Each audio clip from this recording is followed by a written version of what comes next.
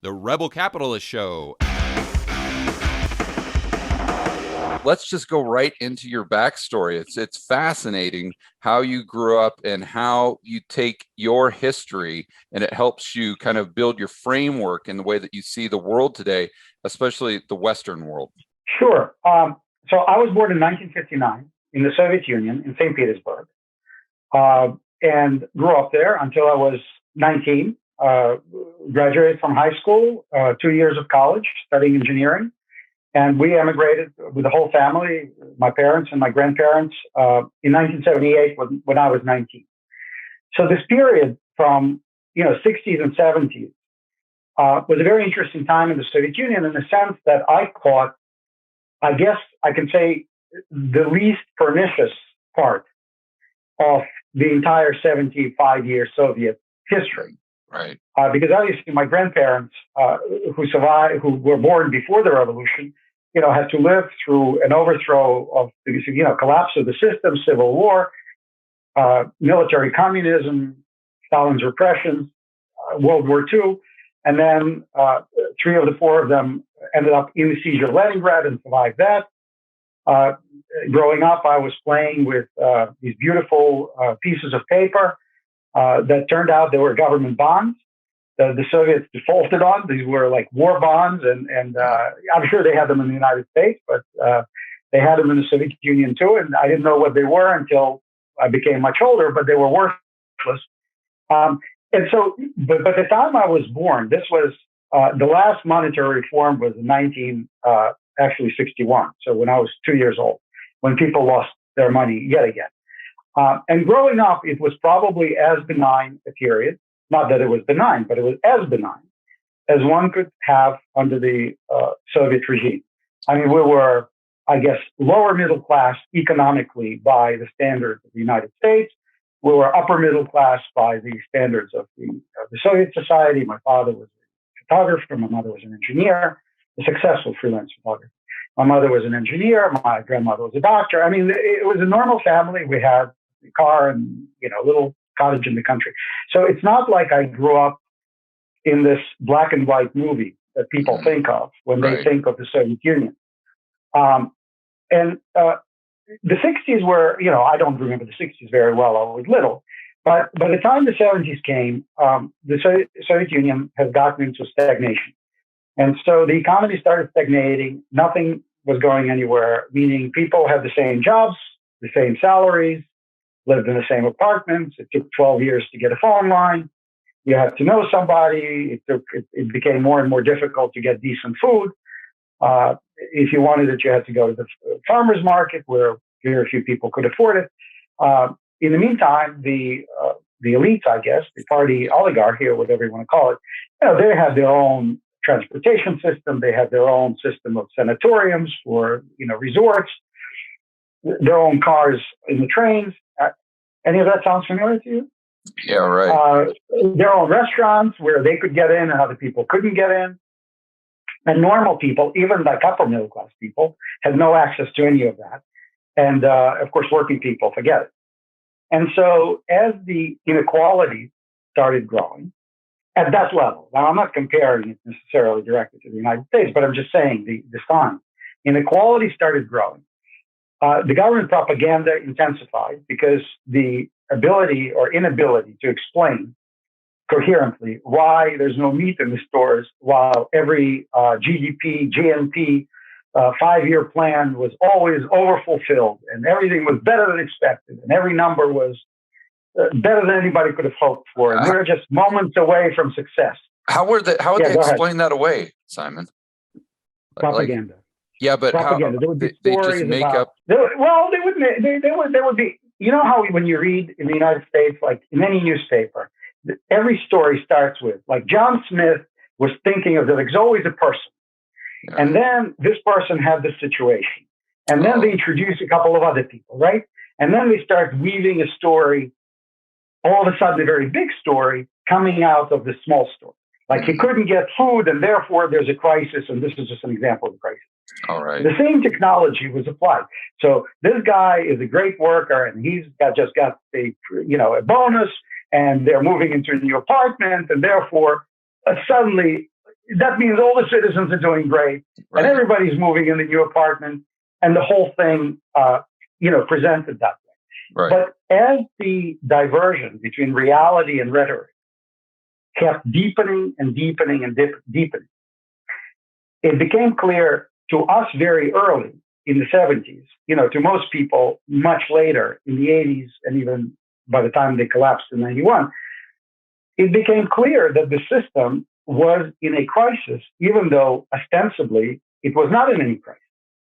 Right. Ostensibly, Nixon and Brezhnev met in the early 70s, Helsinki Accords, some supposed relaxation of civil rights, supposedly. And so I want to emphasize again that everything I'm describing, these are soft issues. These are not hard issues. Of course, people coming from the West could see how badly the Soviet people lived relative to the West. But living inside the Soviet Union, it's not like people were going hungry. And yes, everybody had one coat and one pair of shoes until it had to be replaced. But it didn't feel, without knowing any better, like this was some disaster underway, So because my father was a freelance photographer, he was constantly in a situation where he had to pay bribes to get jobs, which he didn't want to do. So that really was a major problem for him, because corruption, as the pie starts shrinking, corruption increases. Right. Right? Because it's a fight for scarce resources. And all of a sudden, just like what we see with the luxury goods right now, all of a sudden there's not enough luxury houses. The prices are going through the roof. It got to the point where to get a pair of Levi's jeans, which were very popular, just like they were here. Mm-hmm. And here they were selling for, I don't know, $13 at the time, or $15, whatever, 501s. Right. In the Soviet Union, you had to pay 170 rubles in the black market, which was my mother's salary, monthly salary. She was an engineer, a mechanical engineer with 25 years of experience at that point. Mm. So a monthly salary of an engineer was being spent on jeans. Just like today, you see some watches that are being sold on the gray market because you can't get the Rolex at a store anymore because of this bubble that we're in. They're being sold for, double the sticker price, triple the sticker price. Yeah. Which is a monthly salary, or even more than monthly salary of a normal middle-class person. So, so these are the little tidbits that I'm just, imparting to you. And so at some point, as I became in my later teens, my father and I sort of sat down and we said, this system is not going anywhere. The symptoms are everywhere and nobody wants to acknowledge it. In fact, when we arrived here, this was the height of the Cold War. The sense was that the Soviet Union was stronger than ever. That this nuclear confrontation was as real as can be. If you read the novels of Ludlum and Clancy, these daring do novels in the early 80s about the Soviet army and the Soviet this and the Soviet that. We left before the Soviets went into Afghanistan. Which the lesson there was that there was a short window where people like us, we were Jewish, so there was some deal made between the U.S. government and the Russian and Soviet government that Jewish people would be allowed to reunite with their families and whatever. This was a giveaway the Soviets did for being able to buy grain from the United States after 72 drought at a preferential rate without tariffs. And so the window cracked, the border cracked a little bit. It was extremely difficult to leave. You had to be denounced when you said you wanted to leave. You had to ask to be denounced because you were a traitor. I mean, who would leave the Soviet paradise, unless they were a complete traitor? You had to pay to give up your citizenship. You had to pay for your education that you got from the government for free. You have to pay them back. You have to pay extraordinary amounts for the visas and exits and whatever. And so we had to sell everything we had just to fund these exit taxes, if you will, right? And the payments. You had absolutely no knowledge ahead of time whether you would be allowed to go. Because once you applied for exit visa, which you had to get permission to leave, you declared yourself as a traitor. And if you were not allowed to leave, which some people were not allowed to leave, for reasons nobody knew, like just refused, denied. If your request is denied, you have no job, nobody will hire you, you have no means of making any living. In the meantime, they kick you out of college already because you asked to leave, so you were kicked out of college. So the risk was not like physically you were going to get killed or something, but you were essentially taking a bet that if you're not permitted to leave, you were screwed, and you were screwed with the whole family, potentially for many, many years. Yeah, you're like banned from society. Like you're an you're exile a pariah from society. Yeah, that's right. You're a pariah. You can't make a living. You can't do anything. So it was a very high risk proposition that very, very few people felt strong enough to take, to take up. And a lot of people, just like we see a lot of people now, said, well, yeah, I know it's a bubble. I know, but, it's not yet. It's going to go for a long time. I'm going to think about it. We're not ready yet. We need to do this. We need to do that. We can't give it up yet. I don't want to give the opportunity cost up yet. Right. And then, of course, we left on December 1st, 78. On December 1st or 2nd or 3rd, whatever it was, of 1979, the Soviet Union suddenly invaded Afghanistan. The Carter administration imposed the grain embargo, and the Soviets closed the borders. And all these people who weren't ready to take the decision and they were not sure yet and they were waiting, they got an opportunity to wait for another 10 years. Wow. Because the borders did not reopen for 10 years. So what I'm trying to say is the lesson that I learned there is things like contingency plans or decisions based on conviction should be taken when they can be taken. Yeah. Not when you think it's the right time to take them. Yeah, there's that saying that it's better a year early than a day late, huh? It's either a year early or it's too late, right? Like you can't time these things.